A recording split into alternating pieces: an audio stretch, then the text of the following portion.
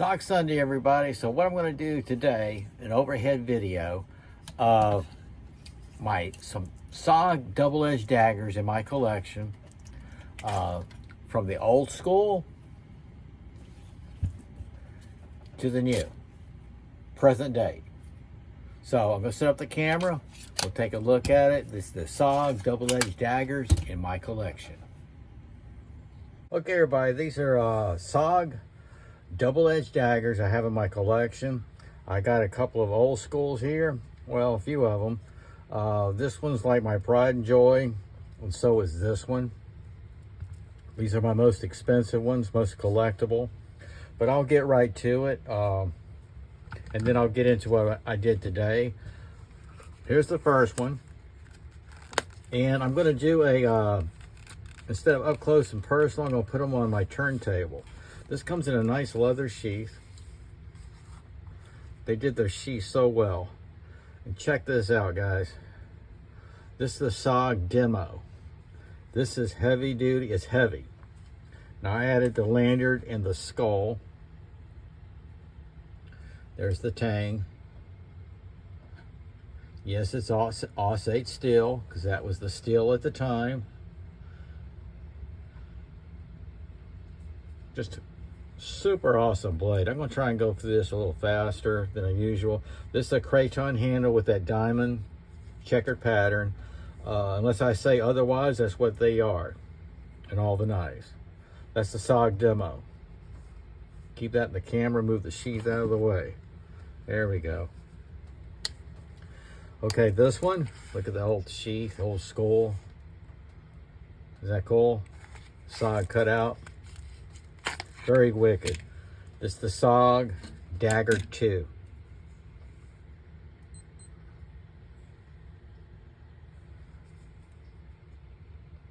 These are long knives, guys. These are long dagger knives. These are fighting knives. These they made it to where they're utility knives too. These are combat knives. I'll put it that way.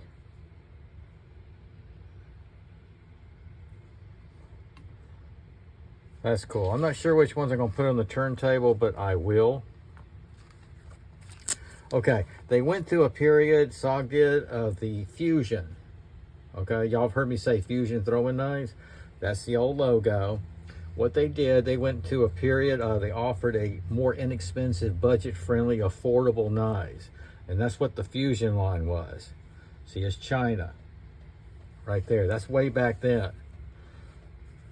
So that's probably, you know, a lot of times people get confused. They don't get confused. They just immediately think SOG's China. Well, these are Taiwan. I got a Seki Japan here. They went from Seki Japan to Taiwan. But they went through a period. It still has the craton thing there. And this is a decent knife. It really is. Look at the blood grooves there. Very wicked. This is the Fixation. SOG Fixation. Double-edged dagger. Very wicked. These, now the ones I've shown you so far, they're out of production. I won a lot of my bids on eBay several years ago. Now this one I got on the SOG website years ago. This is my very first fixed blade knife I got from SOG. It is the S14N double-edged dagger, the Pentagon, Aus-8 steel. Craton handle, lanyard hole. I bought this for 60 bucks. You go on eBay, it's outrageous. So I kind of retired it, but you can see where I used it. I bought it to throw. I did. I bought it to throw, and then later on, when I saw that it was discontinued, I could not believe it discontinued this. Because, and people talk about there's no guard on that, you're going to cut your hands. No, this was made to specs. See the jipping here? That's a nice grip right there. This is made to specs for first responders, law enforcement, and military. Yep. Very used as a backup knife. Very respected knife. This is the real deal, folks. Don't let the no guard fool you, because that's a really nice grip. This is exactly what they wanted and they got. That's the Pentagon S14 after that speech. Okay. Okay, this is the another one of my pride and joys. This is a mini Pentagon leather sheath. There you go, specialty knives, metal clip. I won this on a bid. This is Seki Japan. This is AW6 steel. That gray powder coated finish, jipping on both sides. You got a little guard there. Now this isn't Kraton, this is more of a Zytel, but it still has that diamond pattern. Lanyard hole. There's the logo. Seki Japan. Very wicked knife. My pride and joy. Now, I do not use these. They're in my collection. Why? Because they're in my collection out of production. You know what I'm saying? I mean, that's just the way it is. Now, I'm fixing to show you some I do use, but this is for those say, why do you buy a knife if you don't use it? Well, I also am a collector. Okay. Now, speaking of inexpensive, the SOG Fusion right here, they now have, this is what they're out with now, the HQ series. They're inexpensive, budget-friendly SOG knives, very inexpensive. The materials are lower, but you can afford them. They're nice beaters.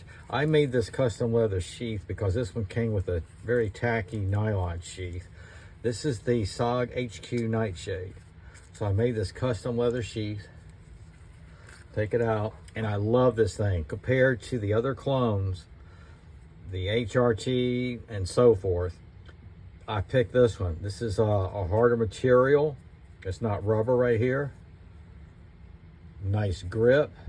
It throws really nice, but there you are. That's the SOG HQ Nightshade, and it is the 420 steel, and yes, it's China. But this is their budget line now. It's called the HQ series. So when you buy an HQ series, just remember you're getting a budget knife, and you're not getting a quality knife like I'm going to show you here in a minute. That's the Nightshade. Okay, back when I got the Pentagon S14M, I also bought this. No longer in production. This is the M14, the Pentagon Mini. AW6 steel, gray powder coated finish, rubberized. See that? Isn't that cool? This one I got for like $29, $30 off the SOG website when they have it. Now you see it on eBay. I don't know what it goes for now. But yeah, it came with an inexpensive molded sheath, like a boot knife. And this is the Pentagon Mini. This is Taiwan, AW8 steel.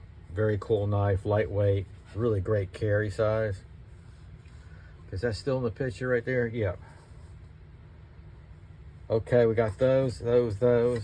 Okay, now these aren't cheap, but this is the quality you're going to get today over this Fusion stuff in the HQ. This is the SOG Pentagon FX Covert Blackout.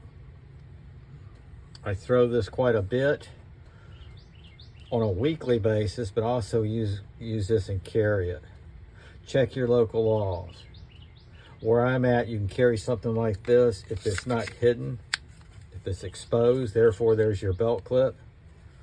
Can't hide it behind your shirt. There you go. Unless, you know, you got to check your state and city, local, everything, federal laws. But I had a comment last night, double-edged daggers are illegal in the United States. No, check your local laws, state laws, whatever. All right. So that's the SOG Pentagon FX Covert.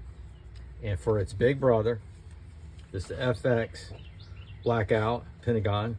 These tabs right here, you lower them, raise them, lower them for the tension of the knife in the sheath. There's a rubber strap, nice push off. I threw this today. You can check out the short video. I throw this on a weekly basis. You can take the scales apart. These are both exactly alike, so smaller sizes, small difference in sizes. They're G10 scales. You take the hex nut off, these scales slide off. Why? Because they were making this to specs. This is for professional use, law enforcement, military. Depending on the task at hand, These can be removed, and you can wrap paracord around it or leave it flat metal, and that's why they do that. Now, these are both made with Cryo CPM S35N steel, both double edge, and Studies and Observation Group, for those that don't know what SOG stands for. I'm not being a smart ass, but some people don't know. And there was a discussion one time on the SOG Army site, and the vice president at the time says, depends on what coast you're on. The United States, people were asking, do you pronounce it SOG or SOG? How do you prefer it? He didn't care. It doesn't matter. He said it just depends on where you live. It's all Studies and Observation Group. So you can say SOG. I actually started off with SOG. I didn't know what it was all about. Okay, guys, that's my double-edged daggers, SOG double-edged daggers in my collection. I wanted to share that with you today on SOG Sunday. SOG out.